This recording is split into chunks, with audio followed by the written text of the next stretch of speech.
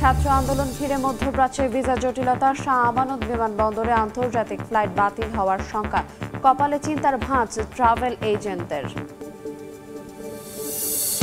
হুন্ডিতে টাকা পাঠাতে প্রবাসীদের উস্কে দিচ্ছে একটি চক্র, অর্থ পাচারে অপচেষ্টা বলছেন অর্থনীতিবিদ।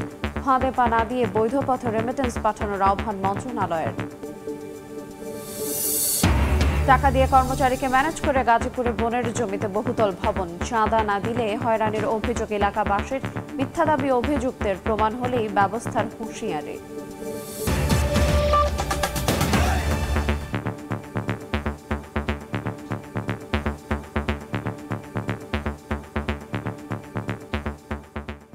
দেখছিলেন শিরোনাম, ভোরের সময়ের সঙ্গে আছে এরিন আয়াত। ফ্লাইট ওঠানামা এবং যাত্রী পরিবহনের পাশাপাশি রাজস্ব আদায়ে গড়েছে রেকর্ড। তবে কোটা সংস্কার আন্দোলন ঘিরে মধ্যপ্রাচ্যের ভিসা জটিলতায় প্রবৃদ্ধি ধরে রাখা নিয়ে শঙ্কায় চট্টগ্রাম শাহ আমানত বিমানবন্দর। গত 6 মাসে এই বিমানবন্দর দিয়ে 5 লাখ মধ্যপ্রাচ্য প্রবাসী যাত্রী আসা যাওয়া করেছেন। কাঙ্ক্ষিত যাত্রী না পেলে আন্তর্জাতিক বিমান সংস্থাগুলো ফ্লাইট পরিচালনা কমিয়ে দিতে পারে বলে উদ্বিগ্ন ট্রাভেল এজেন্টরা। সাক্ষাৎপুর ক্যামেরায় বিস্তারিত জানাচ্ছেন কমল দে। চট্টগ্রাম শাহ আমানত বিমানবন্দর দিয়ে চলতি বছরের জুন মাস পর্যন্ত 4293টি আন্তর্জাতিক ফ্লাইটে করে মধ্যপ্রাচ্যের বিভিন্ন দেশের 4,78,000 যাত্রী আসা যাওয়া করেছেন। এর বাইরে 5,001টি অভ্যন্তরীণ ফ্লাইটের যাত্রী সংখ্যা ছিল 3,06,000। আর সদ্য বিদায়ী 2023-24 অর্থ বছরে রাজস্ব আদায় হয়েছিল 237 কোটি 98 লাখ টাকা।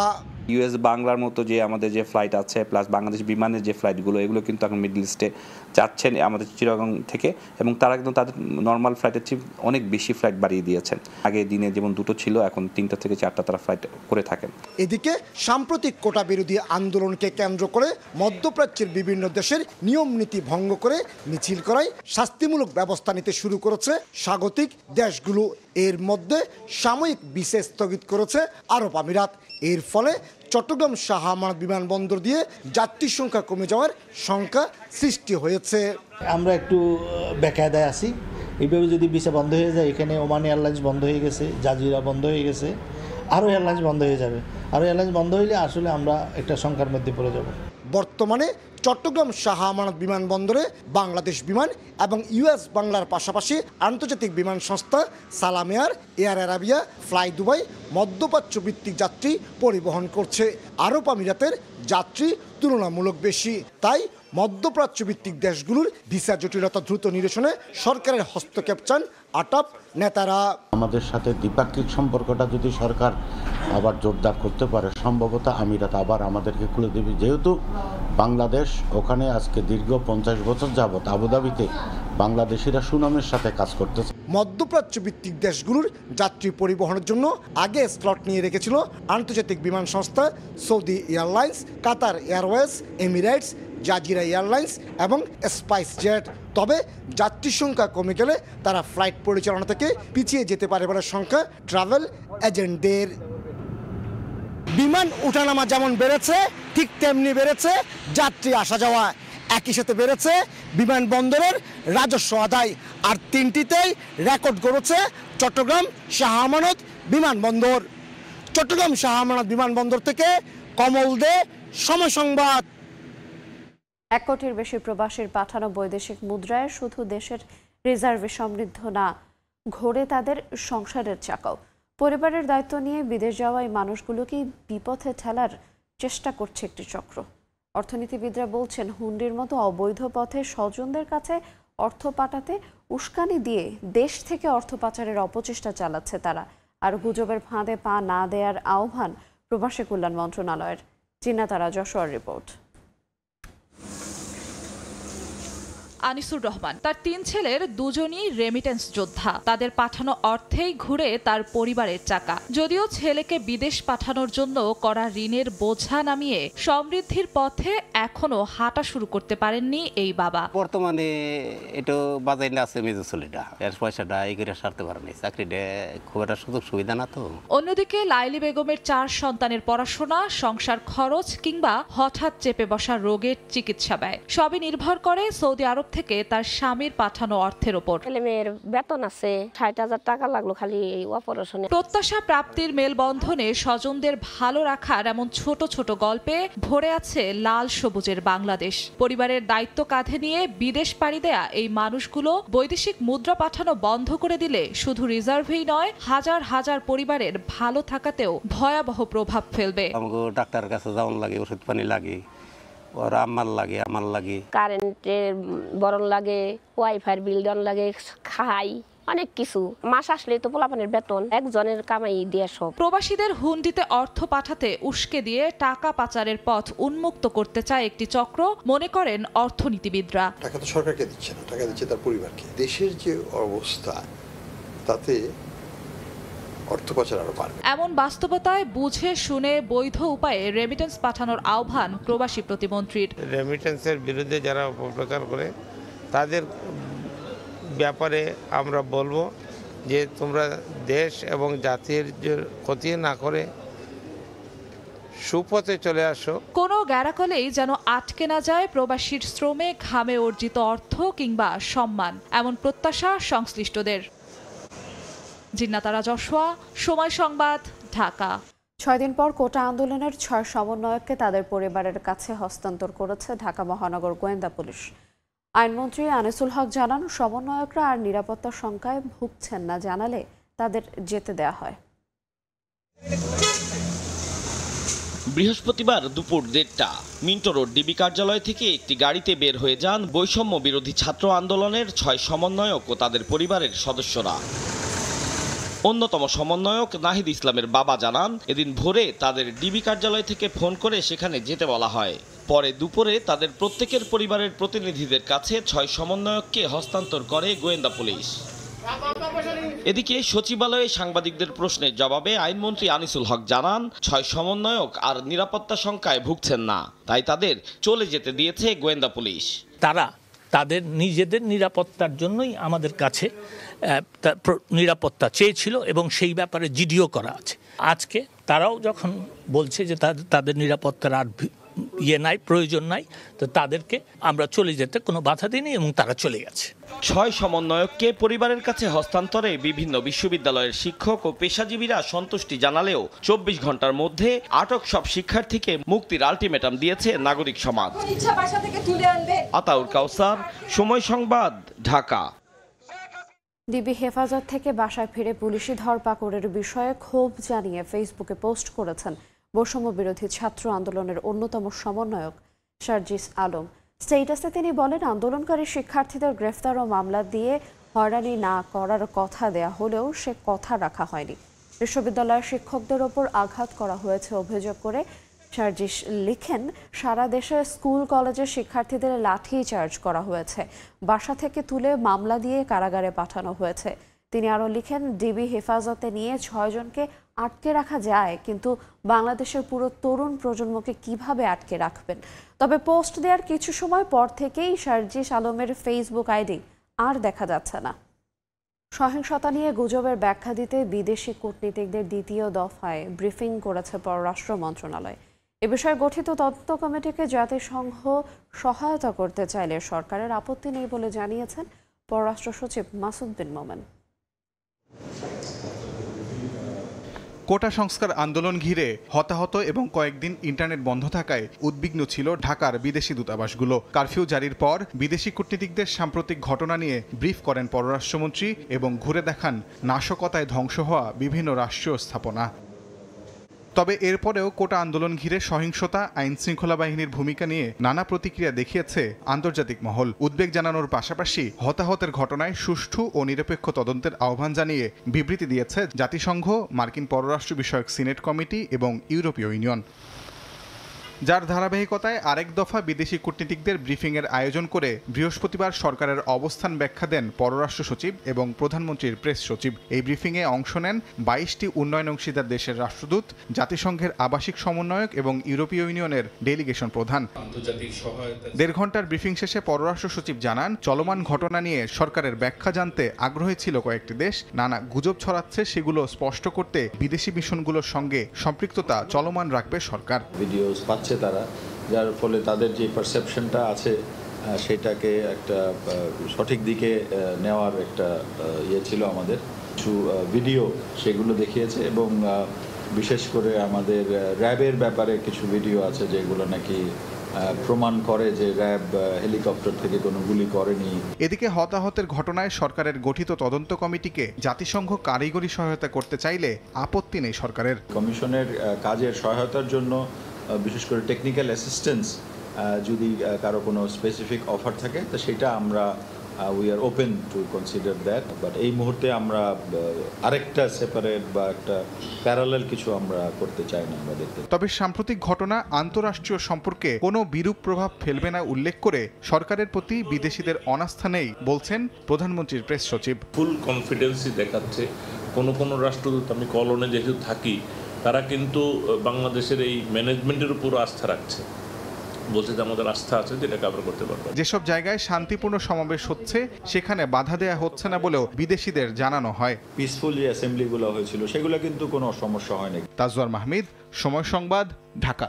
বর্বরতা কোনো আন্দোলনের ভাষা হতে পারে না উল্লেখ করে প্রধানমন্ত্রী শেখ হাসিনা বলেছেন, আন্তর্জাতিক তদন্ত করে বের করা হবে কারা এসবের সঙ্গে জড়িত আছে। সেই তদন্তে জাতিসংঘ সহ যে কোনো দেশ চাইলে অংশ নিতে পারে। বৃহস্পতিবার সকালে কৃষিবিদ ইনস্টিটিউশন মিলনায়তনে শোক দিবসের আলোচনা সভায় বক্তব্য রাখেন সরকার প্রধান। বলেন, দেশে গাজার মতো পরিস্থিতি তৈরি করতে চায় জঙ্গিরা, তবে বাংলাদেশের জঙ্গিবাদের ঠাঁই হবে না। দাবি মানার পরও আন্দোলনের সমর্থন কারা দিচ্ছেন সেই প্রশ্নও তোলেন শেখ হাসিনা। বেদনা বিধুর শোকের মাস আগস্ট।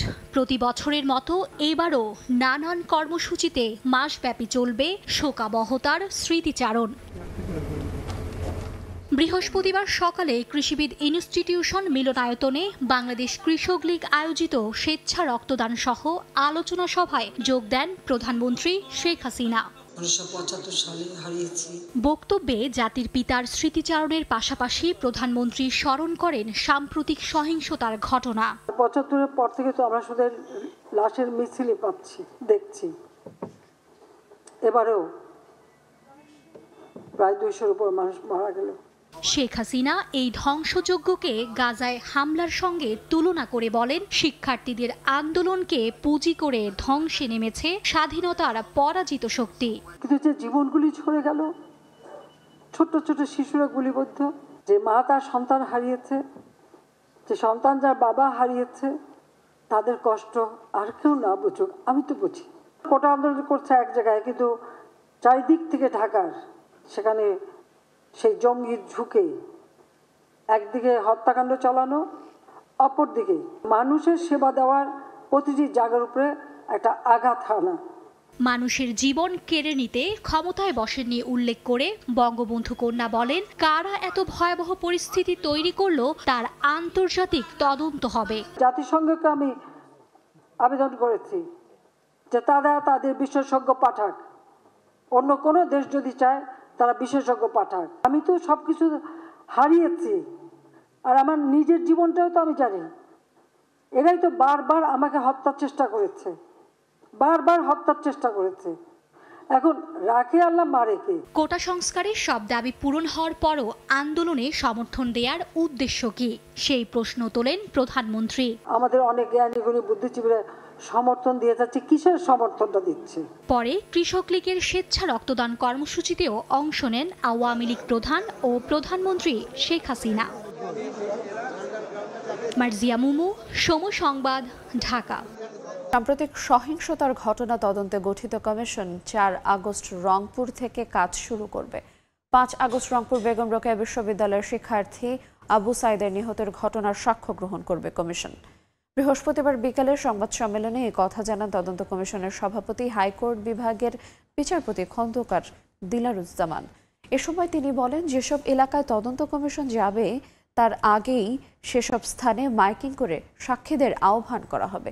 দেশের যে কোনো নাগরিক এতে সাক্ষ্য দিতে পারবেন। এছাড়া সাক্ষীদের যাবতীয় নিরাপত্তা নিশ্চিতে তদন্ত কমিশন ভূমিকা রাখবে বলেও জানান কমিশন সভাপতি।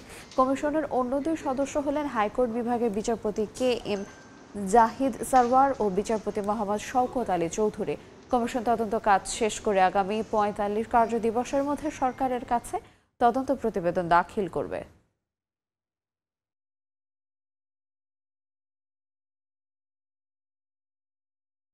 আগামী 4 তারিখে আমরা রংপুরে প্রথমে যাব। 5ই অগাস্ট 2024 সাঈদের বিষয়ে সকাল 9টা থেকে আমরা সাক্ষ্য গ্রহণ করব। বাংলাদেশের যে কোনো নাগরিক তাদের কাছে কোনো তথ্য উপাত্ত থাকলে তারা যদি নাম গোপন করেও চায় সেখানে সে তথ্য উপাত্ত উপস্থাপন করতে পারবে। যারা যারা সাক্ষ্য দিতে আসবেন সেই সকল ব্যক্তিদের সাক্ষ্য দিতে আসার যে প্রয়োজনীয় ব্যবস্থা তার সাথে সংশ্লিষ্ট যে সকল ব্যক্তিবর্গ আছেন তারা নিশ্চিত করবেন কোনোভাবেই কোনো সাক্ষীকে ভয়ভীতি বা কোনো রকম কিছু প্রদর্শন করা যাবে না। এ ব্যাপারে কমিশন কাউকে ছাড় দিবে না। কোটা সংস্কার আন্দোলন ঘিরে নাশকতায় আগুনে পুড়েছে ঢাকা মাদারীপুর রুটের 32টি বিলাসবহুল বাস।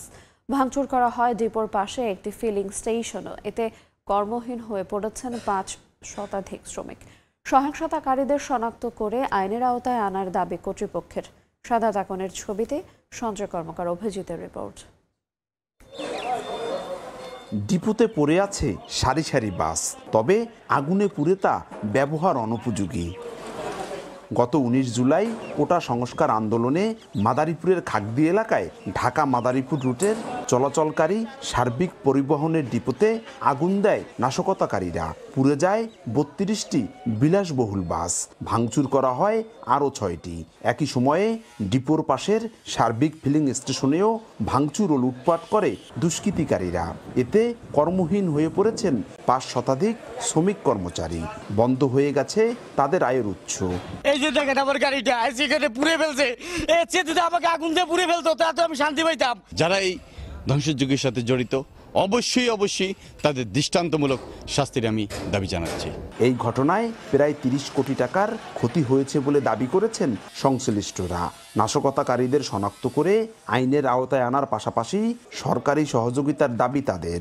আমরা চাই সরকার সহযোগিতা করুক এবং এই 500 শ্রমিকের কর্মসংস্থান হোক। যারা ঘটনার সাথে জড়িত আমার আইন শৃঙ্খলা বাহিনীর কাছে অনুরোধ, তারা তাদেরকে শনাক্ত করে আইনের আওতায় এনে বিচার করুক।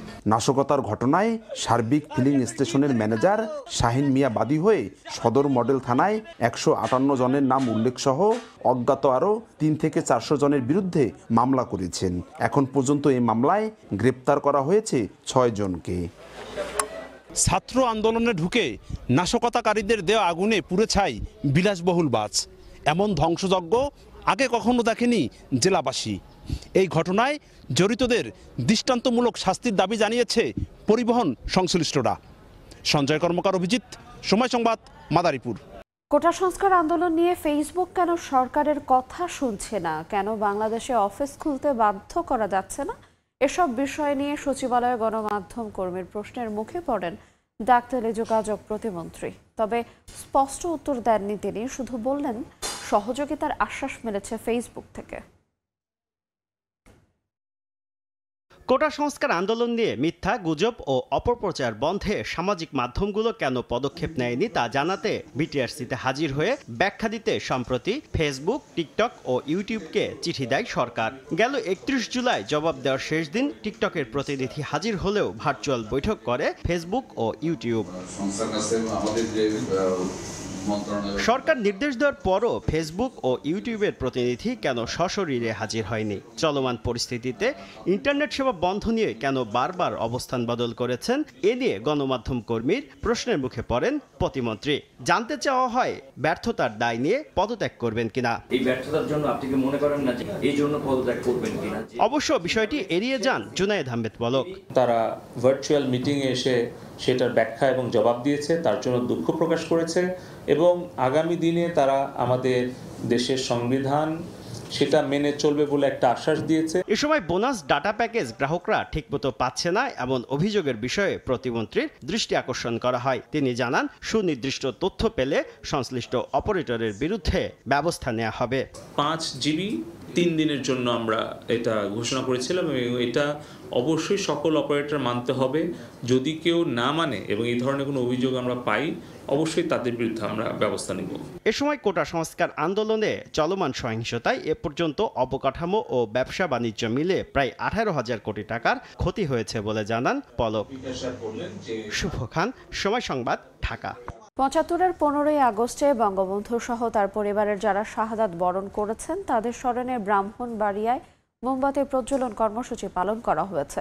বৃহস্পতিবার সন্ধ্যায় শোকের মাসের প্রথম দিনে বৈরী আবহাওয়া উপেক্ষা করেই ব্রাহ্মণবাড়িয়া শহরের বঙ্গবন্ধু স্কয়ারে মোমবাতি প্রজ্বলন কর্মসূচিতে অংশ নেন গৃহায়ন ও গণপূর্ত মন্ত্রীর ওবায়দুল মুক্তাদির চৌধুরী। এ সময় তিনি বলেন, জাতির পিতাকে হত্যার মধ্য দিয়ে বাংলাদেশকে ধ্বংসের ষড়যন্ত্রে মেতেছিল স্বাধীনতা বিরোধীরা। তাদের সেই চক্রান্ত আজও চলছে, তাই দেশ বিরোধী অপশক্তির বিরুদ্ধে সবাইকে সচেতন থাকার আহ্বান জানান মন্ত্রী।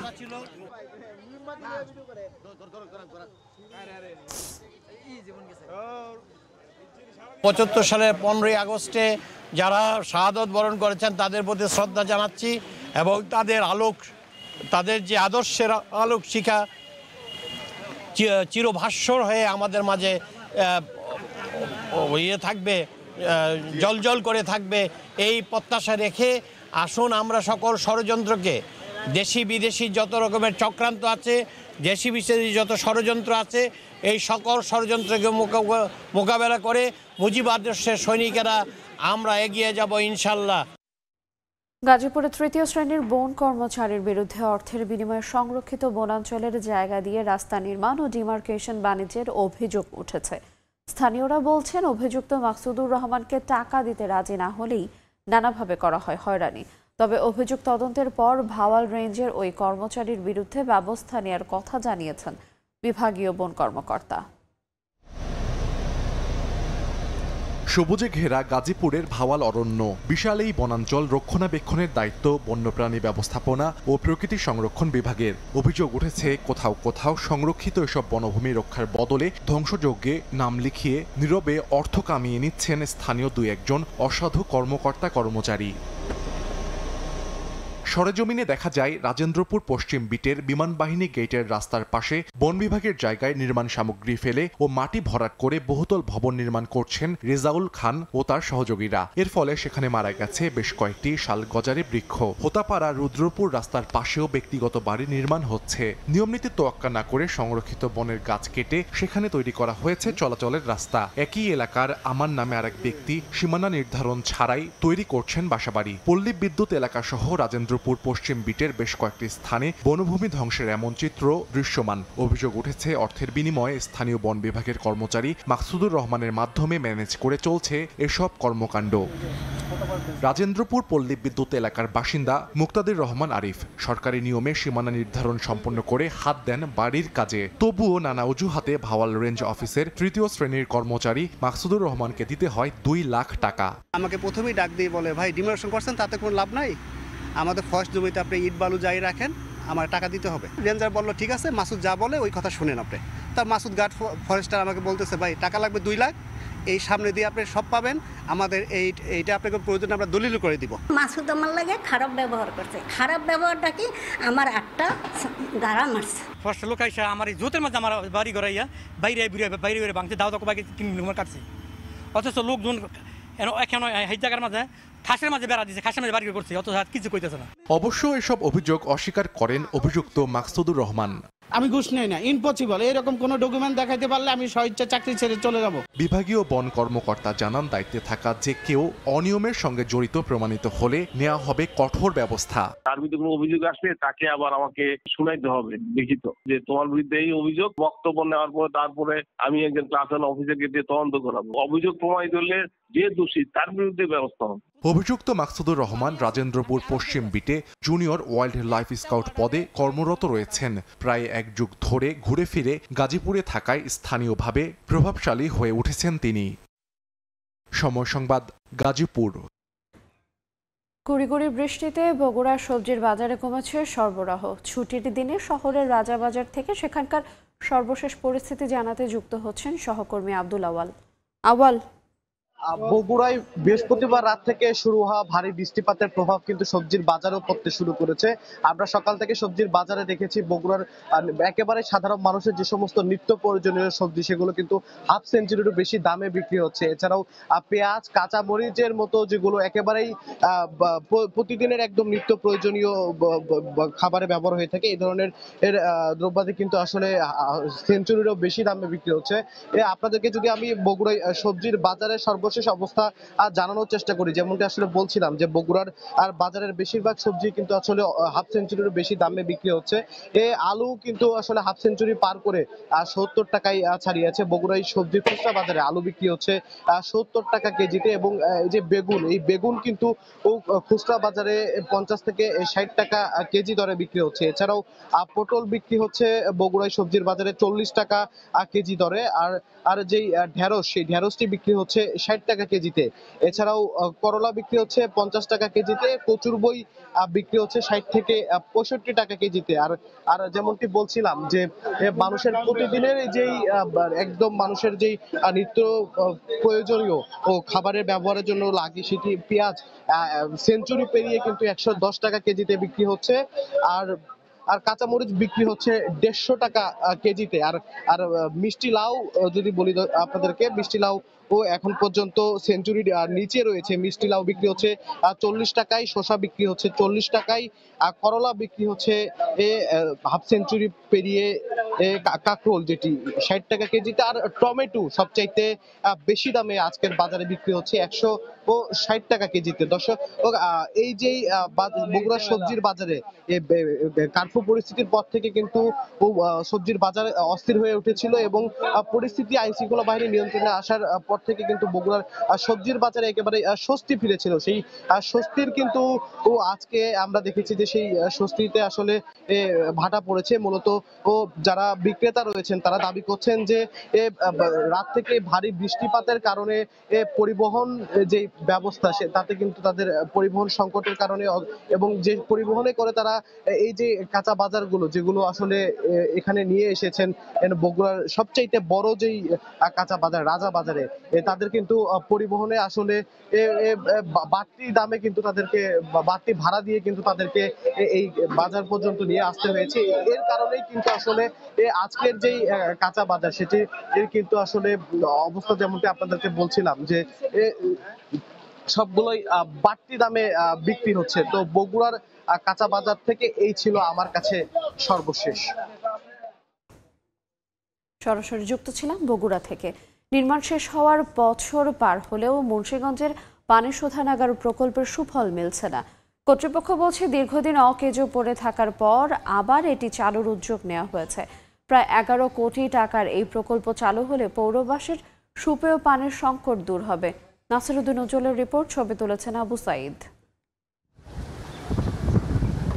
মুন্সিগঞ্জ শহরে বিশুদ্ধ পানির অভাব দীর্ঘদিনের। ভূগর্ভস্থ পানির স্তরও নেমে গেছে। তাই আর্সেনিক মুক্ত খাবার পানির সংকটের স্থায়ী সমাধানে 2018 সালের 11 এপ্রিল ভূপৃষ্ঠস্থ পানি শোধনাগার প্রকল্পের কাজ শুরু হয়। প্রায় 1 লাখ পৌরবাসীর বিশুদ্ধ পানি নিশ্চিত করতে জনস্বাস্থ্য প্রকৌশল অধিদপ্তর প্রকল্পটি বাস্তবায়নের দায়িত্ব পায়। তবে শুরুতেই নিম্নমানের পাইপ ব্যবহার নিয়ে প্রশ্ন ওঠে। কয়েক দফা পরিবর্তন শেষে 2023 সালের জুলাইয়ে পার্শ্ববর্তী ধলেশ্বরী নদীর পানি বিশুদ্ধ করে সরবরাহ উপযোগী করার প্রকল্পটি প্রস্তুত হয়। এরপর পৌরবাসীর মাঝে পরীক্ষামূলকভাবে পানি সরবরাহ কোর্স সম্পন্ন না করেই গোজামিল দিয়ে পৌরসভার কাছে হস্তান্তরে দৌড়ঝাঁপ করে ব্যর্থ হয় ঠিকাদারি প্রতিষ্ঠান। এদিকে দীর্ঘদিন বন্ধ থাকায় জরাজীর্ণ হয়ে পড়ে নতুন এই প্রকল্প। আমাদের পৌরসভাতে যে খাবারের পানিটা দেওয়া হইতাছে ওইটার ভিতরে আবর্জনা ময়লা থাকে। বাজারটা ক্লিয়ার করে দিলে আমরা যা খাইতে পারি পানি বুনি খাওয়া উপযুক্ত নেই। এইটা চালু করলে এটার পানিটা ভালো হয়। পানির সুবিধা চাই, জনগণ যেমন খাইয়া তৃপ্তি মিটতে পারে সেটার জন্য আমরা ভালো চাই। ট্রিটমেন্ট প্ল্যান্টে বিভিন্ন চেম্বার আছে, এগুলো ওয়াশ আউট আছে এবং আপনার ক্লিনিং আছে, কিছু রিপেয়ারিং কাজ আছে, এগুলো আমরা করতেছি। ভূগর্ভস্থ পানির যে লেয়ারটা আমাদের নিচে নামার একটা প্রবণতা আছে, সেই প্রবণতাটা দূর হবে এবং মুন্সিগঞ্জ পৌরবাসী আর্সেনিক এবং আয়রন মুক্ত পানি পান করতে পারবে। জনস্বাস্থ্য প্রকৌশল অধিদপ্তরের নির্বাহী প্রকৌশলী জানান, নতুনভাবে সংস্কার করে পরীক্ষামূলক 3 মাস পানি সরবরাহ সফল হওয়ার পরই পানি শোধনাগারটি হস্তান্তর প্রক্রিয়া সম্পন্ন হবে। 3 মাস চালাবো, এটা সাকসেসফুল হলে আমরা এটা পৌরসভাকে হস্তান্তর করব। হস্তান্তর করার পর পৌরসভা এটা চালাবে এবং আশা করি মানুষজন খুব শীঘ্র বিশুদ্ধ পানি খেতে পারবে। প্রকল্পটির ব্যয় ধরা হয়েছে প্রায় 11 কোটি টাকা। এই ট্রিটমেন্ট প্ল্যান্ট নির্মাণ সম্পন্ন হওয়ার বছর পার হলেও এর সুফল পাচ্ছে না পৌরবাসী।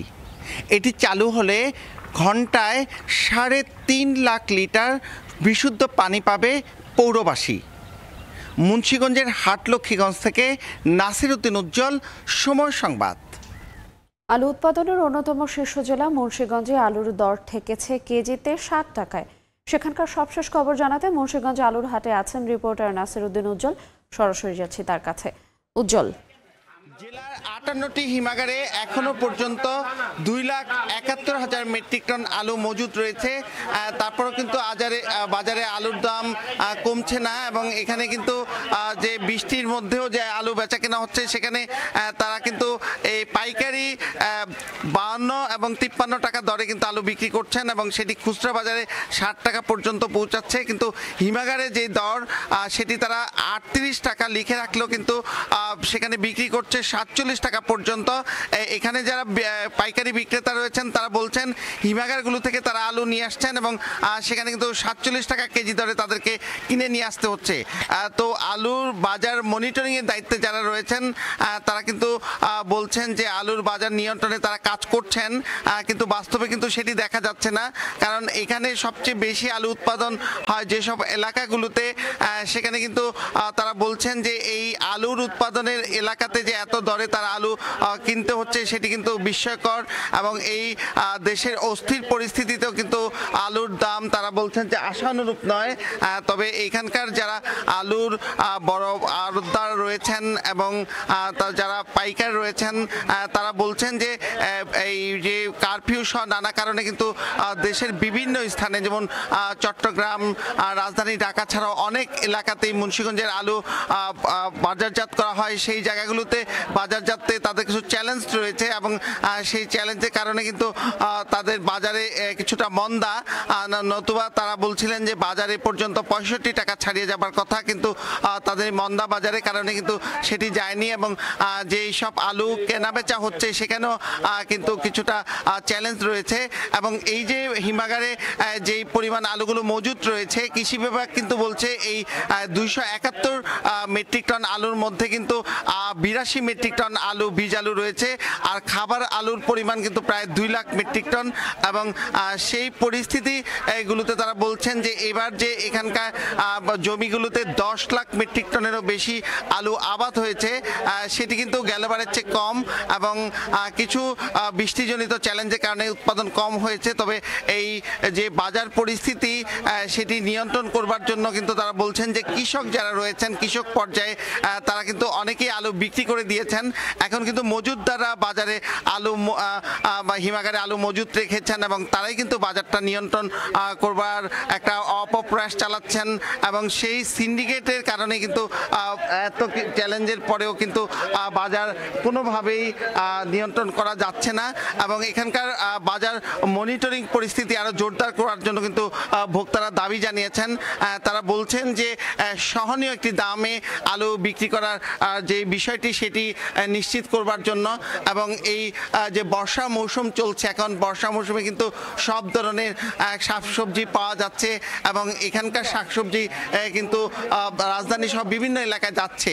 এই শাকসবজির সহজলভ্যতার পরেও কিন্তু এই আলুর দরের যে এই চড়া সেই পরিস্থিতিটি নিয়ে কিন্তু ভোক্তাদের নানা রকম উদ্বেগের কথা, ক্ষোভের কথা তারা জানাচ্ছেন এবং তারা বলছেন যে এখানকার যে আলুর বাজার যারা নিয়ন্ত্রণ করছেন, যেই সব সিন্ডিকেটগুলো রয়েছে তাদেরকে নিয়ন্ত্রণ করার ব্যাপারে কিন্তু গেল বছরও ভোক্তা অধিদপ্তরের যে মহাপরিচালক তিনি এসেছিলেন এবং এখানকার যে সব সিন্ডিকেটদেরকে শনাক্ত করা হয়েছিল ওই সব সিন্ডিকেটগুলো কিন্তু এখনও সরব রয়েছে বলে কিন্তু আলুর বাজারের এই অস্থির পরিস্থিতি বিরাজমান। তো এই ছিল মুন্সিগঞ্জের আলুর সবশেষ খবর। সরাসরি যুক্ত ছিলাম মুন্সিগঞ্জ থেকে। সাপ্তাহিক বন্ধের দিন ভোর থেকেই জমে উঠেছে মাছ বাজারের বেচাকেনা। এই বিষয়ে জানাতে ঢাকা জেলার বৃহত্তর পাইকারি মাছের বাজার বাইপালে আছেন সহকর্মী মুজাফর হোসেন জয়। সরাসরি যাচ্ছি তার কাছে। জয়,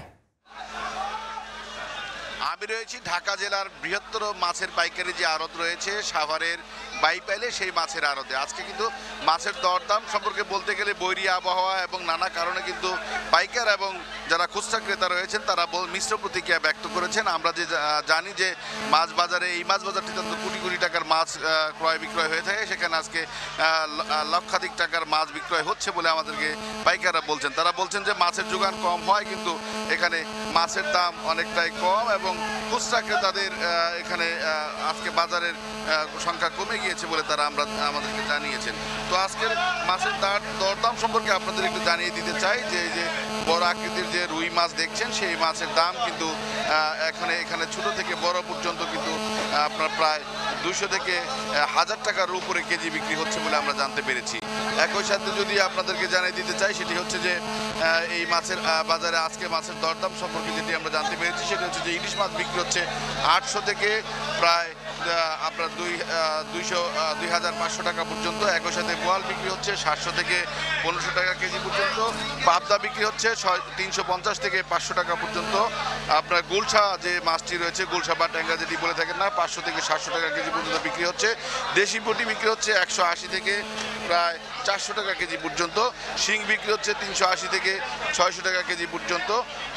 আপনার যে কাসকি মাছ, গুড়া মাছ, সেটি বিক্রি হচ্ছে 600 থেকে 1200 টাকা কেজি পর্যন্ত। একই সাথে চিংড়ি বিক্রি হচ্ছে প্রকারভেদে 600 থেকে 1000 টাকা কেজি পর্যন্ত চিংড়ি বিক্রি হচ্ছে। আপনার এখানে রয়েছে তেলাপিয়া মাছও রয়েছে। তেলাপিয়া মাছের দাম কিছুটা হেরফের রয়েছে। এখানে তেলাপিয়া মাছ 150 থেকে 200 টাকা কেজি পর্যন্ত বিক্রি হচ্ছে বলে আমরা জানতে পেরেছি। একই সাথে বিভিন্ন প্রজাতির মাছ এখানে রয়েছে, যে মাছের মধ্যে রয়েছে আপনার বাগদা চিংড়ি বিক্রি হচ্ছে 650 থেকে 850 টাকা কেজি পর্যন্ত। গলদা চিংড়ি বিক্রি হচ্ছে 800 টাকায় 1500 টাকা কেজি পর্যন্ত। রুই এবং নলা যেটি আগেই বলেছি 150 থেকে 400 টাকা কেজি পর্যন্ত। প্রক্ষান্তরে প্রায় 1000 বড় মাছ যেটি রয়েছে সেটি 1000 পর্যন্ত বিক্রি হচ্ছে। একই সাথে কাতল বিক্রি হচ্ছে 250 থেকে 600 টাকা কেজি পর্যন্ত। সরপুটি যেটি রয়েছে সেটি বিক্রি হচ্ছে 200 থেকে কোথাও 300 বা 400 টাকা কেজি পর্যন্ত বিক্রি হচ্ছে। মৃগেল মাছ বিক্রি হচ্ছে 150 থেকে 300 টাকা কেজি পর্যন্ত। গ্লাস কাপ বিক্রি হচ্ছে, যে মাছটি দেখতে পাচ্ছেন সেটি বিক্রি হচ্ছে 150 থেকে 400 টাকা কেজি পর্যন্ত বিক্রি হচ্ছে। একই সাথে কারফিউ মাছ বিক্রি হচ্ছে 300 থেকে 150 টাকা কেজি পর্যন্ত বিক্রি হচ্ছে। তো এই বাজারে মূলত বিভিন্ন প্রজাতির মাছ রয়েছে, যে মাছগুলো ছোট থেকে বড় আকৃতির মাছ রয়েছে, যে মাছগুলো বিভিন্ন প্রজাতির মাছ কিন্তু বিক্রি হচ্ছে। আজকে মূলত বৈরী আবহাওয়া এবং একই সাথে কিন্তু আপনার বাজারে মাছের যোগান কম থাকায় কিন্তু মাছের বাজার তেমন একটি জমে ওঠেনি বলে আমাদেরকে আড়তদাররা বলেছেন। তো মূলত সাভারের যে বাইপাইল, যে বৃহত্তর মাছের এই জেলার বৃহত্তর মাছের পাইকারি আড়ত, সেখান থেকে আমার কাছে এই ছিল আজকের মাছের দরদাম সম্পর্কে সর্বশেষ তথ্য। সরাসরি যুক্ত ছিলাম রাজধানীর সাভার থেকে। আবারও অস্থির চালের বাজার। কুষ্টিয়া ও নওগাঁর মোকামে কেজিতে দাম বেড়েছে 4 থেকে 5 টাকা। ধানের সরবরাহ কম ও পরিবহন ব্যয় বাড়ার খোঁড়া অজুহাত ব্যবসায়ীদের। আর হঠাৎ চালের দাম বাড়ায় বিপাকে সাধারণ মানুষ। বাজার তদারকির দাবি তাদের। চালের বাজারে উত্তাপ, আবারও বেড়েছে দাম। গত সপ্তাহের তুলনায় বৃহস্পতিবার নওগাঁর মোকামে সব ধরনের চালের দাম বেড়েছে। কেজিতে প্রকারভেদে 5 টাকা পর্যন্ত, আর বস্তা প্রতি মোটা চাল 150 ও সরু চাল 200 টাকা পর্যন্ত বেড়েছে। হঠাৎ করে চালের দাম বাড়ায় শুধু সাধারণ মানুষ নয়, খুচরা বিক্রেতারাও বাজার মনিটরিং এর দাবি জানান। চালের যে এই হট করে চাল বেড়ে যাওয়া, যারা মজুত করে রাখে, তো তাদের ব্যাপারে সরকার ব্যবস্থা কেন নেয় না? মিলের কাছে প্রচুর চাল আছে, ধান আছে, কিন্তু তারা ছাড়তেছে না। আর ব্যবসায়ীদের দায়সারা জবাব, ধানের সরবরাহ কম ও পরিবহন ব্যয় বেড়ে যাওয়ায় দাম বেড়েছে। মোকাবে গাড়ি পাঠাতে ভাড়া কিছুটা বেশি লাগছে, ট্রাকের ভাড়া কিছুটা বৃদ্ধি পেয়েছে। যে ভাড়াটা ছিল হচ্ছে 20-22 হাজার, সেটা হচ্ছে 28-30 হাজার টাকা চলছে। একই সঙ্গে কুষ্টিয়ার মোকামেও সব ধরনের চালের দাম বেড়েছে কেজি প্রতি 4 থেকে 5 টাকা পর্যন্ত। আর সরু জাতের চালের দাম 50 কেজির বস্তায় বেড়েছে 200 থেকে 250 টাকা পর্যন্ত। এখন পরিবহনের যে ঝামেলাটা হচ্ছে, তার জন্য ধানের দাম আরো ক্যারি খরচটা বেড়ে যাচ্ছে। আমাদের এখান থেকে যে চাল আমরা ঢাকাতে পৌঁছাই, সেখানে কিছু পার্টি আছে খুচরা বাজারে দাম বেশি ধরে, তারা আমাদের কাছে যে দরে চাল নেয় তার চেয়ে 3-4 টাকা বেশি চাল বিক্রি করে। সেই জন্যই আমাদের চালের বাজার বৃদ্ধি হয়ে যাচ্ছে। কুষ্টিয়ায় গত সপ্তাহে মিনিকেট চাল মিল গেটে ৬২ টাকা থেকে বেড়ে ৬৫ এবং বাসমতি ৮৩ থেকে বেড়ে ৮৮ টাকা হয়েছে।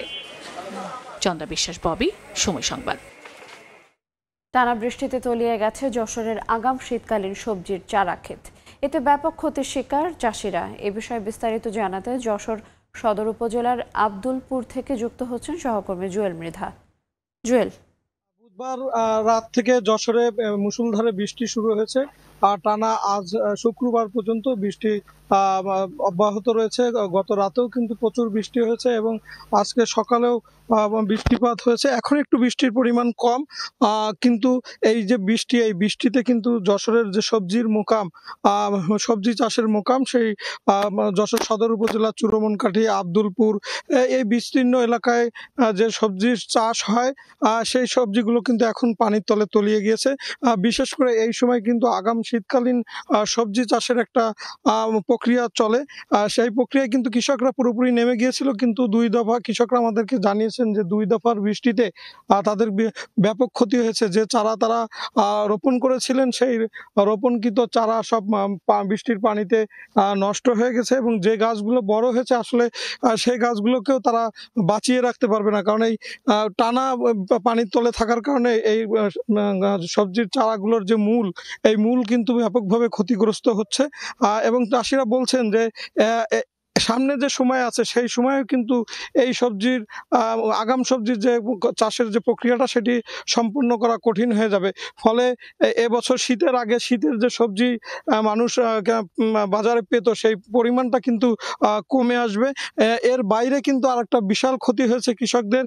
আমাদের এই অঞ্চলের আব্দুলপুরে কিন্তু চাষিরা সবজির চারা উৎপাদন করেন, আগাম শীতকালীন সবজির চারা এবং শীতকালীন সবজির চারা মূলত জুন থেকে ফেব্রুয়ারি মাস পর্যন্ত, এই 8 মাস এখানে সবজির চারা উৎপাদন হয়। এখানে প্রায় শতাধিক কৃষক প্রায় 25 হেক্টর জমিতে এই সবজির চারা উৎপাদন করেন এবং তারা বছরে প্রায় 30 কোটি চারা উৎপাদন করেন। যে চারাটি যশোরের আশপাশের জেলা সাতক্ষীরা, খুলনা, মাগুরা, ঝিনাইদহ সহ দেশের বিভিন্ন প্রান্তরে যায় এবং চাষিরা এই চারা উৎপাদনের মাধ্যমে কিন্তু প্রায় 18 থেকে 20 কোটি টাকার একটি বাৎসরিক লেনদেন করে। সেটিও কিন্তু এখন হুমকির মুখে পড়ে পড়ছে, কারণ এই যে বিস্তীর্ণ পানি দেখছেন, এই পানির নিচেই কিন্তু মূলত সবজির চারাগুলো যে বীজ বপন করা হয়েছিল সেগুলো কিন্তু তলিয়ে গেছে এবং এই বীজগুলো থেকে আর নতুন করে অঙ্কুরোদ্গম সম্ভব হবে না। ফলে এখানে কিন্তু চাষিদের একটি ব্যাপক ক্ষতি হয়েছে। চাষিরা আমাদেরকে জানিয়েছেন যে 20 বছর আগে যে আরশাদ মোড়ল যে চারা উৎপাদনের প্রক্রিয়া এই গ্রামে শুরু করেছিলেন, সেটি এই বছরে আবহাওয়া অনুকূলে না থাকায় বেশ ক্ষতির মুখেই পড়েছে। এছাড়া বিভিন্ন এই যে আমি যে বলছিলাম যে চারাগুলো উৎপাদন হয়, এগুলো কিন্তু আপনার রয়েছে যে মূলা, বেগুন, শিম, বরবটি, পটল, ফুলকপি এবং বাঁধাকপি, ফুলকপি সহ সব ধরনের সবজির চারা উৎপাদন করে এখানে চাষিরা। তারা এখন বেশ আর্থিকভাবে ক্ষতিগ্রস্ত। তারা বলছেন যে আসলে তাদেরকে এই বছর ঘুরিয়ে দেওয়া খুব কঠিন হবে, কারণ এখনো পর্যন্ত কিন্তু আবহাওয়া যেটা বিরাজ করছে তা কৃষকদের ধারণা এই ধরনের বৃষ্টি আগামীতে আরো কয়েকদিন হতে পারে বা থেমে যে আবারও হতে পারে। ফলে যদি আবারও বৃষ্টি হয় সেক্ষেত্রে কৃষকরা কিন্তু আর ঘুরে দাঁড়াতে পারবে না। ফলে তারা একটা শঙ্কার মধ্যেই আছে। তারা পানি নিষ্কাশনের ব্যবস্থা করার চেষ্টা করছে, যে দ্রুত যাতে পানি নিষ্কাশন করে আবার ঘুরে দাঁড়ানো যায়। যশোর থেকে আমার কাছে ছিল এই সর্বশেষ। আমরা সরাসরি যুক্ত ছিলাম যশোর থেকে। ভারী বৃষ্টি হলেই ডুবে যায় চট্টগ্রাম। বছরের পর বছর জলাবদ্ধতার কবল থেকে মুক্তি মিলছে না নগরবাসীর। টানা বর্ষণে তলিয়ে গেছে বন্দরনগরী। নগরীর বিভিন্ন নিচু এলাকা থেকে শুরু করে অলিগলিতে সৃষ্টি হয় জলাবদ্ধতা।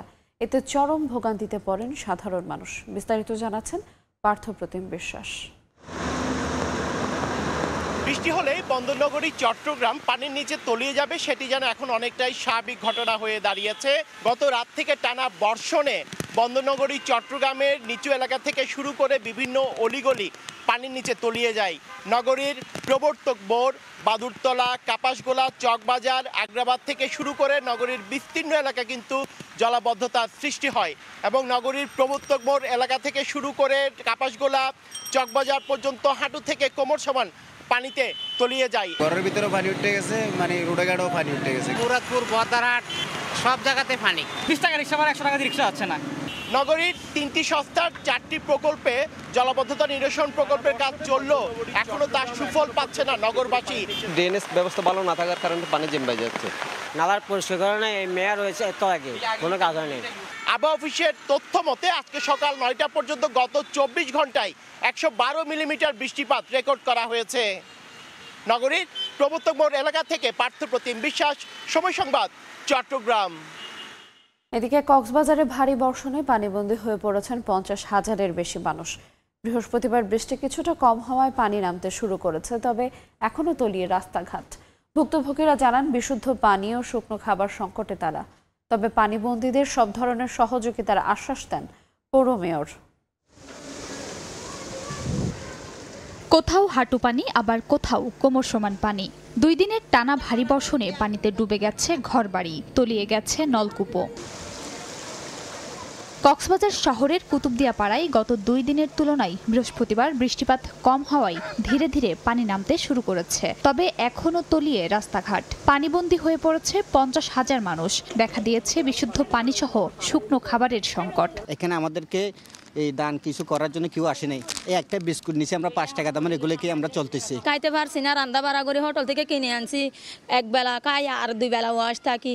এখন একটু বৃষ্টি কমছে, এখন তো পানি একটু কমতেছে, কিন্তু বৃষ্টি হলে আমাদের চলাফেরার রাস্তা বন্ধ হয়ে যায়। স্থানীয়রা বলছেন পানিবন্দী মানুষের সহযোগিতায় এখনো কেউ এগিয়ে আসেনি, যার কারণে ভুক্তভোগী পরিবারগুলোর দুর্ভোগ বেড়েছে। তবে পৌর মেয়র বলছেন সংকট মোকাবেলায় সব ধরনের ব্যবস্থা নেওয়া হচ্ছে। তাদেরকে আমরা বিভিন্ন জায়গায় আমাদের আশ্রয় কেন্দ্রে আমাদের জায়গা দিয়েছি, পাশাপাশি তাদেরকে শুকনো খাওয়ার ব্যবস্থা করেছি। পানি নামার সাথে সাথে তাদের আর্থিকভাবে কিছু নগদ টাকা এবং কিছু চালের ব্যবস্থা আমরা করব। এদিকে টানা ভারী বর্ষণের কারণে কক্সবাজারের উখিয়া উপজেলার 5টি ইউনিয়নের প্রায় 20,000-এর বেশি মানুষ পানিবন্দী হয়ে পড়েছেন। সময় সংবাদ, কক্সবাজার। ব্যবসা বান্ধব পলিসি না থাকায় এভিয়েশন খাতের সম্প্রসারণ হচ্ছে না বলে মনে করেন খাত ব্যবসায়ীরা। সিভিল এভিয়েশনকে আরও দায়িত্বশীল হওয়ার কথা বলছেন বিশেষজ্ঞরা। বৃহস্পতিবার ইউএস বাংলা এয়ারলাইন্সের ঢাকা জেদ্দা ফ্লাইটের উদ্বোধনী অনুষ্ঠানে কথা বলেন তারা। বিমানমন্ত্রী জানান স্টেক হোল্ডারদের সঙ্গে নিয়েই সমাধানের পথে বের করবে তারা। দেশের বেসরকারি এয়ারলাইন্স হিসেবে ঢাকা জেদ্দা সরাসরি ফ্লাইট পরিচালনা শুরু করেছে ইউএস বাংলা এয়ারলাইন্স। 1 আগস্ট বৃহস্পতিবার বিকেল 5:15টায় প্রথম ফ্লাইট ছেড়ে যাওয়ার মধ্য দিয়ে পবিত্র নগরীতে সরাসরি কার্যক্রম শুরু করে সংস্থাটি। আনুষ্ঠানিকভাবে এদিন রাজধানী এক হোটেলে ফিতা কেটে উদ্বোধন করেন বিমানমন্ত্রী ফারুক খান। এ সময় অংশ নেন এভিয়েশন খাত সংশ্লিষ্টরা। সংস্থাটি জানায় সপ্তাহে প্রতিদিন 436 আসনের এয়ারবাসের অত্যাধুনিক এক মডেলের উড়োজাহাজ দিয়ে পরিচালনা করা হবে ফ্লাইট। সম্প্রসারণ করতে হবে। বিশেষজ্ঞরা বলছেন দেশের 53 বছরেও অভ্যন্তরীণ বিমানবন্দর বন্ধ হচ্ছে, যা সিভিল এভিয়েশনের অদক্ষতা। ঈশ্বরদী এয়ারপোর্টটা অবিলম্বে চালু করা উচিত এবং এরকম আরও অনেক এয়ারপোর্ট আছে আমাদের, সেগুলো চালু করা উচিত, কিন্তু সেখানে আমরা কিন্তু সিভিল এভিয়েশনের পক্ষ থেকে কোনো উদ্যোগই আমরা দেখিনি। ব্যবসায়ীরা জানান পলিসি সঠিক না হওয়ায় প্রতিবন্ধকতা তৈরি হয়েছে ব্যবসা সম্প্রসারণে। আমরা পলিসি আপডেট করছি না, আমাদের যে পুরনো পলিসিগুলো সেগুলি ওভারহল করতে পারছি না, আমরা কোথায় নতুন পলিসি করব। প্রধান অতিথির বক্তব্যে বিমানমন্ত্রী জানান আলোচনার ভিত্তিতেই গড়ে তোলা হবে সমৃদ্ধ এভিয়েশন শিল্প। প্রত্যেকটাই কিন্তু ভেরি ইম্পর্টেন্ট, প্রত্যেকটাকে কনসিডার করতে হবে, সকলকে নিয়ে বসে আমাদের we have to find out the right way so that the industry can move forward এবং অ্যাট দ্য সেম টাইম আমাদের যাত্রীরা, দেশের মানুষ যাতে সঠিক ভালো সুন্দর সেবা পায়। এভিয়েশন খাতকে সম্ভাবনাময় করে তুলে যাত্রীদের কম ব্যয়ে সেবা দেওয়ার পরিবেশ নিশ্চিত করার দাবিও ওঠে অনুষ্ঠানে। কাজল আব্দুল্লাহ, সময় সংবাদ, ঢাকা। চট্টগ্রাম শাহ আমানত আন্তর্জাতিক বিমানবন্দরে যাত্রী সেবা সহজ করতে চালু হলো মিট অ্যান্ড গ্রিট সার্ভিস। এখন থেকে বিমানবন্দরে হারিয়ে যাওয়া বস্তু যথাস্থানে হস্তান্তর এবং মরদেহ ক্লিয়ারেন্সে থাকছে না কোনো জটিলতা। পাশাপাশি অনস্পট ভিসা প্রসেসিং সহ এয়ার টিকিট এবং হোটেল বুকিং থাকছে এই সেবায়। এই জন্য যাত্রীদের গুনতে হবে অতিরিক্ত খরচ। নুরুজ্জামান আতিকের ক্যামেরায় বিস্তারিত জানাচ্ছেন ফেরদৌস লিপি। বিমানে প্রথমবারের মতো ভ্রমণ করা যাত্রীদের বিমানবন্দরে না জানা বিভিন্ন আনুষ্ঠানিকতা কিংবা প্রচুর লাগেজ নিয়ে হিমশিম অবস্থায় থাকা যাত্রীদের সেবা দিতে চট্টগ্রাম শাহ আমানত আন্তর্জাতিক বিমানবন্দরে চালু হলো মিট অ্যান্ড গ্রিট সার্ভিস, যেখানে রয়েছে তাৎক্ষণিক পিক অ্যান্ড ড্রপ, হারিয়ে যাওয়া এবং খুঁজে পাওয়া বস্তু যথাস্থানে স্থানান্তর, মরদেহ ক্লিয়ারেন্স কিংবা কর্পোরেট ও গ্রুপ ট্যুরের সেবা। এছাড়া ভিআইপি এবং সিআইপিদের জন্য অনারেবল ভিসা সহ এয়ার টিকিট, লাগেজ সংরক্ষণ ও হোটেল বুকিং এর ব্যবস্থা রয়েছে। এই সেবা পেতে অনলাইনের পাশাপাশি অন স্পটও আবেদন করা যাবে। বৃহস্পতিবার আনুষ্ঠানিকভাবে এর উদ্বোধন করা হয়। সার্ভিস চার্জের বিনিময়ে যাত্রীদের সেবায় নিয়োজিত থাকবে বেসরকারি প্রতিষ্ঠান এপিআই এভিয়েশন। গাড়ি থেকে রিসিভ করে তারপর আপনার ট্রলিতে তুলে, ব্যাগেজ তুলে, স্ক্যানিং সিকিউরিটি স্ক্যানিং করে বোর্ডিং কার্ডটা নিয়ে দেন তখন আপনারা ইমিগ্রেশনটা করবে। আর ডোমেস্টিক হলে তো ডাইরেক্টলি লাউঞ্জে চলে যাবে, আর ইন্টারন্যাশনাল ডিপার্চার হলে আপনার লাউঞ্জে যাবে, লাউঞ্জ থেকে তারপর ওনাদেরকে বোর্ডিং গেট পর্যন্ত ওদেরকে হ্যান্ড ওভার করবে। বিমানবন্দরে এসব সেবা সহজতর করার পাশাপাশি অন্যান্য সেবার মানকেও আরও উন্নত করতে প্রস্তুত বিমানবন্দর কর্তৃপক্ষ। প্রতিটা ইন্টারন্যাশনাল এয়ারপোর্টের কিছু কিছু মিনিমাম সার্ভিস দরকার হয়, যেটা থেকে মানুষজন বুঝতে পারে যে ইন্টারন্যাশনাল এয়ারপোর্টটা কত রকম কী মানদণ্ডে আছে। তো আসলে মিট অ্যান্ড গ্রিট এমন একটা সার্ভিস যেটা কিন্তু আসলে বিশ্বের কাছে আমাদের বোঝাতে চেষ্টা করবে যে আমাদের বাংলাদেশে যে দ্বিতীয় বৃহত্তম বিমানবন্দর শাহ আমানত আন্তর্জাতিক বিমানবন্দরে এই সার্ভিসটা আছে। সপ্তাহে 7 দিন 24 ঘন্টায় চালু থাকবে মিট অ্যান্ড গ্রিট সার্ভিস, যেখানে 300 টাকা থেকে সর্বোচ্চ 1500 টাকা পর্যন্ত চার্জ নির্ধারণ হয়েছে। ফেরদৌস লিপি, সময় সংবাদ, চট্টগ্রাম। বিহাল দশা শরীয়তপুর সদর থেকে বঙ্গবন্ধু এক্সপ্রেস সড়কের 13.5 কিলোমিটার অংশের সংস্কার প্রকল্পের 2 বছর পার হলেও এখনও হয়নি ন্যূনতম কাজ। খানাখন্দ আর জলাবদ্ধতার কারণে চরম দুর্ভোগে সড়ক ব্যবহারকারীরা। তারপরেও ঝুঁকি নিয়ে চলছে পণ্য ও যাত্রীবাহী পরিবহন। চলতি অর্থ বছরের মধ্যে 70% কাজ শেষ করার আশ্বাস সড়ক বিভাগের। বিএম ইসরাফিলের পাঠানো তথ্য এবং খান মোহাম্মদ শিহানের ছবি নিয়ে রিপোর্ট।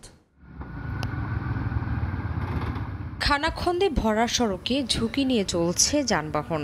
বৃষ্টির পানি গর্তে আটকে তৈরি হয়েছে জলাবদ্ধতা। 2021-22 অর্থ বছরে শরীয়তপুর সদর থেকে বঙ্গবন্ধু এক্সপ্রেস হয়ে গোলচত্বর পর্যন্ত 27 কিলোমিটার সড়ক সংস্কারের উদ্যোগ নেয় সড়ক বিভাগ। টেন্ডারে 13.5 কিলোমিটার করে আলাদা 2টি প্যাকেজে কার্যাদেশ দেওয়া হয়। এর মধ্যে সদর থেকে জাজিরা টিএনডি পর্যন্ত প্রথম অংশের কাজ এগিয়ে গেলেও চরম ধীরগতির টিএনডি মোড় থেকে বঙ্গবন্ধু এক্সপ্রেসওয়ে পর্যন্ত 13.5 কিলোমিটার অংশের খানাখন্দ আর জলাবদ্ধতার মধ্যে ঝুঁকি নিয়ে চলছে পণ্য ও যাত্রীবাহী পরিবহন। প্রায়ই ঘটছে ছোট বড় দুর্ঘটনা। গাড়ি বৃষ্টি আসলে মোটরসাইকেল যাওয়া সম্ভব না, মানে একটা বাস আসলে ঠিক করে দেওয়া হয় তাহলে আমাদের যাতায়াতের খুব উপকার হবে। এ নিয়ে কোনো সদুত্তর নেই সড়ক বিভাগের। চলতি অর্থ বছরে দ্বিতীয় অংশের 13.5 কিলোমিটার অংশের 70% কাজ শেষ করার আশ্বাস সংশ্লিষ্ট কর্মকর্তার। আশা করছি যে এই অর্থ বছরে এই 3 নম্বর যে প্যাকেজ জাজিরা টিএনটি বাজার থেকে নাওডাবা, এটার প্রায় 70% পর্যন্ত কাজ সম্পন্ন হয়ে যাবে। দ্বিতীয় ভাগের 13.5 কিলোমিটার সড়ক সংস্কারে ব্যয় ধরা হয়েছে 124 কোটি টাকা। আর প্রকল্পের মেয়াদ বাড়িয়ে কাজ শেষ করার সময় নির্ধারণ করা হয়েছে 2026 সালের ডিসেম্বরে। সময় সংবাদ, শরীয়তপুর। অবৈধ অভিবাসীদের জন্য সাধারণ ক্ষমা ঘোষণা করেছে সংযুক্ত আরব আমিরাত সরকার। বৃহস্পতিবার স্থানীয় একাধিক গণমাধ্যম এই খবর প্রকাশ করে। এতে দেশটিতে বসবাসরত প্রায় 50,000 প্রবাসী বাংলাদেশি বৈধ হওয়ার সুযোগ পাবেন। আরব আমিরাত সরকারের এমন সিদ্ধান্তকে সাধুবাদ জানিয়েছেন প্রবাসীরা। দুবাই থেকে শিবলি আল সাদিকের রিপোর্ট। সংযুক্ত আরব আমিরাতে দীর্ঘদিন ধরে অবৈধভাবে বসবাসরত অভিবাসীদের জন্য সাধারণ ক্ষমা ঘোষণা দেয় দেশটির সরকার। বৃহস্পতিবার federal authority citizenship, custom and port security ICP এই ঘোষণা দেয়। দেশটিতে বসবাসরত যেসব নাগরিক দীর্ঘদিন ভিসা না থাকায় অবৈধভাবে বসবাস করছেন, তারা এই সাধারণ ক্ষমার আওতায় পড়বেন। নতুন এই সিদ্ধান্ত আগামী 1 সেপ্টেম্বর থেকে কার্যকর হবে। এই আইনের মাধ্যমে অবৈধ প্রবাসীরা যে কোনো নতুন স্পন্সর খুঁজে বৈধ হতে পারবেন, অথবা তারা চাইলে কোনো প্রকার জেল জরিমানা ছাড়া নিজ দেশে ফেরত যেতে পারবেন। 2021 সালে করোনা পরবর্তী সময়ে বাংলাদেশিদের জন্য ভিসা চালু হলে ভিজিট ও অন্যান্য ভিসায় সংযুক্ত আরব আমিরাতে পাড়ি জমান অনেক বাংলাদেশি। ভিজিট ভিসায় যাওয়া অনেক বাংলাদেশি পরবর্তীতে ভিসা চেঞ্জ করে কর্মসংস্থানের সুযোগ পেলেও কেউ কেউ ভিজিট ভিসার মেয়াদ চলে যাওয়ায় অবৈধ হয়ে পড়েন। তবে সাধারণ ক্ষমা ঘোষণায় বৈধ হওয়ার সুযোগ দেখছেন তারা। বাংলাদেশের জন্য এটা তো অনেক সুবর্ণ সুযোগ। গত করোনা পরবর্তীতে 20 সাল আর 21 সালের মধ্যে অনেক বাংলাদেশি প্রবাসীরা ভিজিটে দুবাইতে আসছে, এসে অনেকে কর্মসংস্থান পায় নাই, অনেকের ভিসা অ্যাবসেন্ট হয়ে গেছে। 1 সেপ্টেম্বর থেকে 2 মাসের জন্য সাধারণ ক্ষমা ঘোষণা করা হয়েছে। এই সময়ের মধ্যে তারা চাইলে কোনো প্রকার জরিমানা অথবা জেল কোনো ধরনের পানিশমেন্ট ব্যতীতই তারা তাদের ভিসা অ্যাক্টিভ করতে পারবেন। যারা ভিসা ভায়োলেশন করেছে এইসব ব্যক্তিরা ভালো একটি অপরচুনিটি, আমি মনে করি যে অন্যান্য দেশের মতো বাংলাদেশিরা এই সুযোগটা গ্রহণ করবে। দেশটির সরকারের এমন সিদ্ধান্তকে ইতিবাচক হিসেবে দেখছে বাংলাদেশ মিশনগুলো। দেশটির আইনের প্রতি শ্রদ্ধাশীল হয়ে প্রবাসীদের এই সুযোগকে কাজে লাগানোর আহ্বান জানানো হয়েছে। শিবলাল সাদিক, সময় সংবাদ, সংযুক্ত আরব আমিরাত। ছাত্র আন্দোলনকে কেন্দ্র করে সাম্প্রতিক সহিংসতায় বাংলাদেশের চলমান পরিস্থিতি জানাতে ব্রিটিশ প্রধানমন্ত্রী বরাবর স্মারকলিপি দিয়েছে যুক্তরাজ্য বঙ্গবন্ধু লেখক সাংবাদিক ফোরাম। স্থানীয় সময় বৃহস্পতিবার দুপুরে সংগঠনের 6 সদস্যের একটি প্রতিনিধি দল এই স্মারকলিপি দেয়। এ সময় 10 নম্বর ডাউনিং স্ট্রিটের এক কর্মকর্তা ব্রিটিশ প্রধানমন্ত্রীর পক্ষ থেকে স্মারকলিপি গ্রহণ করেন। স্মারকলিপিতে বলা হয়, সাধারণ শিক্ষার্থীদের দাবির সঙ্গে সরকারের মত পার্থক্য না থাকলেও স্বাধীনতা বিরোধীরা এই আন্দোলনকে ব্যবহার করে জেলে হামলা করে কয়েকজন জঙ্গি সহ কয়েক হাজার আসামিকে পালিয়ে যাওয়ার সুযোগ করে দেয়। রাষ্ট্রীয় সম্প্রচার মাধ্যম বাংলাদেশ টেলিভিশন, মেট্রো রেল সহ বেশ কয়েকটি সরকারি স্থাপনায় ভাঙচুর, অগ্নিসংযোগ করে নাশকতাকারীরা। মেসি এমবাপ্পের সব স্মৃতিচিহ্ন মুছে ফেলেছে পিএসজি। পার্ক দ্য প্রিন্সেসের দেয়াল থেকে শুরু করে সুভেনির শপ, কোথাও নেই তাদের নাম। এমনকি অফিসিয়াল শপে রাখা হয়নি তাদের সাইন করা কোনো জার্সিও। অথচ ক্লাব থেকে বিদায় নেয় এই দুই ফুটবলারের পুরনো জার্সি এখনও বিক্রি করে ব্যবসা চালাচ্ছে নাসের আল খেলাইফির বোর্ড। পার্ক দ্য প্রিন্সেস ঘুরে সেই খবরই প্যারিস থেকে জানাচ্ছেন এসএম ইকবাল। পার্ক দ্য প্রিন্সেসের বাইরে থেকে বোঝার উপায় নেই, গেল মৌসুমেও এখানে খেলেছেন কিলিয়ান এমবাপ্পে। আরও এক মৌসুম আগে বিদায় নেওয়া মেসিও যেন ঠিক তাই। এমন আচরণ যেন অপেশাদার পিএসজির প্রতিচ্ছবি। অবশ্য বাইরে থেকে দেখে একেবারে বোঝার উপায় নাই এটা পিএসজির হোম ভেন্যু। অলিম্পিকের জন্য মূল ফটকে থাকা স্টেডিয়ামের নামটাও খুলে ফেলা হয়েছে। অলিম্পিক দেখতে আসা যেসব পর্যটকের আগ্রহ ছিল প্যারিসিয়ানদের হোম গ্রাউন্ড নিয়ে, তাদেরও বেশ বিপাকে পড়তে হয় স্টেডিয়াম খুঁজে পেতে। তবে পার্ক দ্য প্রিন্সেসের পাশে যে অফিসিয়াল শপ পিএসজি তা বেশ আলো ঝলবলে। 2024-25 মৌসুমের সব জার্সি পাওয়া যাচ্ছে এখানে। তবে নেই প্রত্যাশিত ভিড়, কারণ বড় তারকা যাদের জার্সি কিনতে হুমড়ি খেয়ে পড়েন ভক্তরা, তাদের কাউকেই যে যোগ্য সম্মান দিয়ে ধরে রাখতে পারেনি ফ্রেঞ্চ চ্যাম্পিয়নরা। পিএসজির জার্সি আর টি শার্ট কিনলাম, এটার নাম বসাতে পারিনি, নরমালি রেখেছি। মৌসুম শুরু হয়নি, তবে শুরু হলে এমবাপ্পেকে মিস করব। আমার ধারণা এই শূন্যস্থান পূরণ কঠিন হবে। খেলোয়াড়দের সম্মান দিতে না জানলেও কিভাবে ব্যবসা করে নিতে হয় তা বেশ ভালোই জানেন নাসের আল খেলাইফি। আর তাই এখনো জার্সি কর্নারে বিক্রির জন্য রাখা আছে মেসি এবং এমবাপ্পের শার্ট। বিশ্বের বিভিন্ন প্রান্ত থেকে আসা ভক্তদের যা নিয়ে আগ্রহ আছে এখনো। কিছুটা অবাক করবে পার্ক দ্য প্রিন্সেসের অফিসিয়াল শপের দোতলা। এখানে অনেক কিংবদন্তির সাইন করা জার্সি থাকলেও রাখা হয়নি মেসি এমবাপ্পেরটা। কিংবদন্তি রোনালদিনিও সহ আছেন অনেকেই। অসম্মান শুধু তাদের দুইজনের বেলায়। কোনো ফুটবলারই ক্লাবের চেয়ে বড় না। এমবাপ্পে আইকনিক, ফ্রান্স ফুটবলের প্রতীকী। তবে পিএসজি এমন একটা ক্লাব যারা এমবাপ্পের আগেও ছিল, আগামীতেও থাকবে। আমার মতে ক্লাব তার শূন্যস্থান কাটিয়ে উঠবে। অতীত কেউ মনে রাখে না, তাই রাখছে না পিএসজিও। নতুন জার্সিতে নতুন খেলোয়াড়দের নাম স্টিকারিং এ ব্যস্ত কারিগর। টাইম মেশিনে চড়ে বছর 2 আগে ফিরলে দেখা যেত কতই না যত্নে তখন লেখা হচ্ছিল মেসি এমবাপ্পের নাম। লিওনেল মেসি এবং কিলিয়ান এমবাপ্পের সব স্মৃতিচিহ্নই মুছে ফেলেছে পিএসজি। পার্ক দ্য প্রিন্সেসে তো নেই, এমনকি আমার পেছনে যেই অফিসিয়াল শপ রয়েছে পিএসজির, সেখানেও নেই এই কিংবদন্তিদের সাইন করা কোনো জার্সি। তবে ব্যবসা কিন্তু ঠিকই চালিয়ে যাচ্ছেন নাসের আল খেলাইফি। বিগত সিজনের যে জার্সিগুলো পরেছিলেন এমবাপে এবং মেসি, তার ঠিকই বিক্রি হচ্ছে এই শপে। পার্ক দ্য প্রিন্সেস থেকে SM ইকবাল, সময় সংবাদ, প্যারিস। কলকাতাকে বলা হয় ফুটবলের শহর। আরও স্পষ্ট করে বললে, ফুটবলের শহর বললেই সামনেই ভেসে ওঠে শত বছরের প্রাচীন ইস্ট বেঙ্গল কিংবা মোহনবাগান ক্লাব। প্রচলিত আছে এই দুই ক্লাবকে ঘিরে রয়েছে দেশভাগের আবেগ, উত্তেজনা ও লড়াই সংগ্রামের স্মৃতি। এই দুটো ক্লাবের একটি ইস্ট বেঙ্গলের 105তম প্রতিষ্ঠাবার্ষিকী ছিল বৃহস্পতিবার। এই নিয়ে দিনভর ফুটবলের নগরী জুড়ে চলছে নানা আয়োজন। ফুটবলের উৎসব হলেও দেখা মিলেছে ক্রিকেট ও চলচ্চিত্রের তারকাদের। বিশ্বজিৎ দাসের ছবিতে বিস্তারিত জানাচ্ছেন সুব্রত আচার্য। ঠিক আজ থেকে 104 বছর আগে কলকাতায় প্রতিষ্ঠিত হয় ইস্টবেঙ্গল ফুটবল ক্লাব। কর্পোরেটের এই যুগে অনেক আধুনিকতার ছোঁয়া থাকলেও এই ক্লাব ভারতীয় ফুটবল ইতিহাসের সংগ্রাম সময়কালের প্রতিনিধিত্ব করে বলেই মনে করা হয়। শুধু তাই নয়, বাঙালির দেশভাগের যন্ত্রণারও স্মারক হিসেবে ধরা হয় ইস্টবেঙ্গল ক্লাবকে। তাই এই ক্লাবের রং লাল হলুদ এবং প্রতীক ইলিশ। স্বাভাবিকভাবেই এই ক্লাবের সমর্থকদের মধ্যে রয়েছে এক ধরনের সংগ্রামের দৃঢ়তা। তাই জন্মদিনে দল বেঁধে মায়ের মতো ক্লাবের প্রতি তাদের অনুভূতির প্রকাশ ফুটে উঠল মিশ্র প্রতিক্রিয়ার মাঝে। মাতৃ সমান প্রাণের প্রিয় ইস্টবেঙ্গল ক্লাব আজকে 105তম জন্মশতবার্ষিকীতে পড়ল।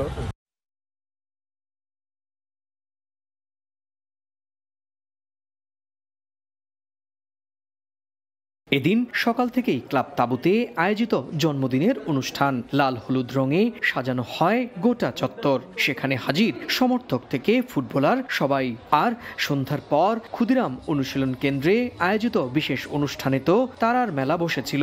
প্রাক্তন থেকে বর্তমান ক্লাব খেলোয়াড়, ক্রিকেটার থেকে তারকা, রাজনীতি থেকে অর্থনীতি, সব জগতের নক্ষত্রদের মিলন মেলায় ক্লাবের পক্ষ থেকে দেয়া হয় প্রাক্তন ও বর্তমান ক্রীড়াবিদদের সংবর্ধনাও।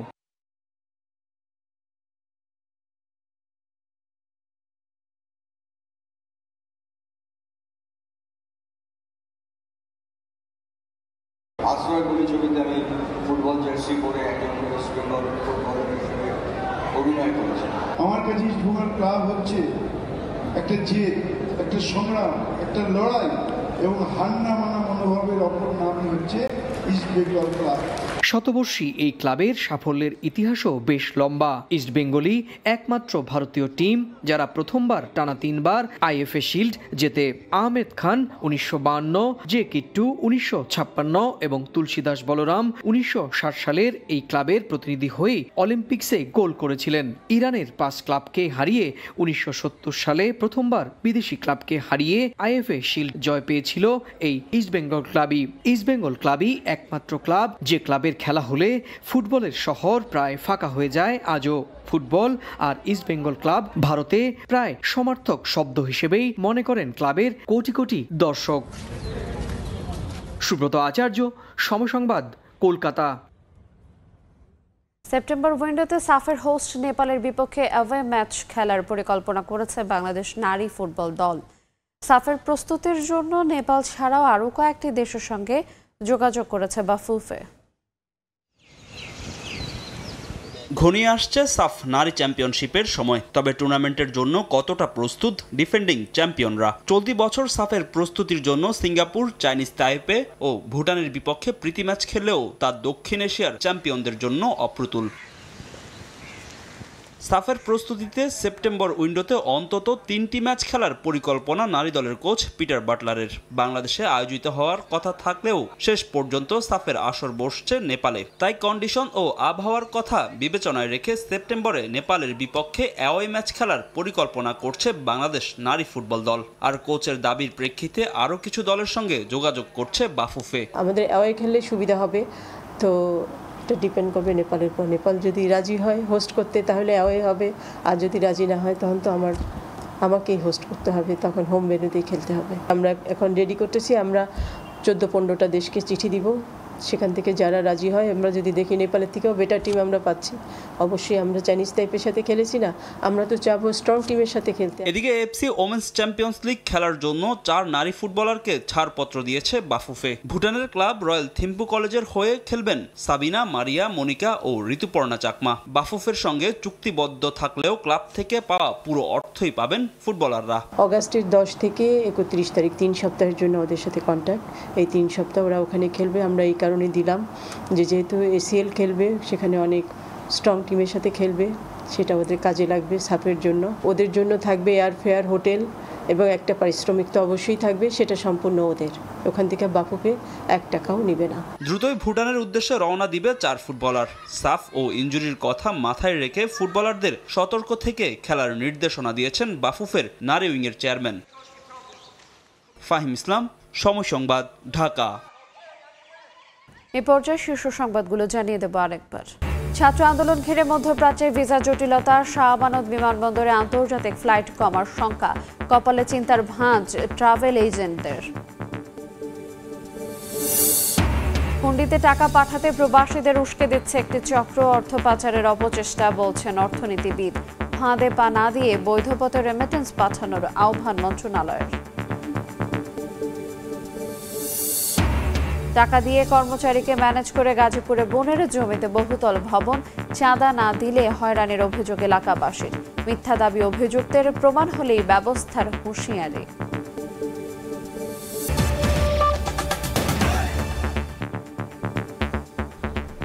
এই ছিল ভোরের সময়। এরপর সকালের সময়ের সঙ্গে থাকবেন সহকর্মী তোহা খান তামিম। আইরিন, আপনাকে ধন্যবাদ। সকালের সময় নিয়ে ফিরছি কিছুক্ষণ পরে, সঙ্গে থাকুন সময়ের।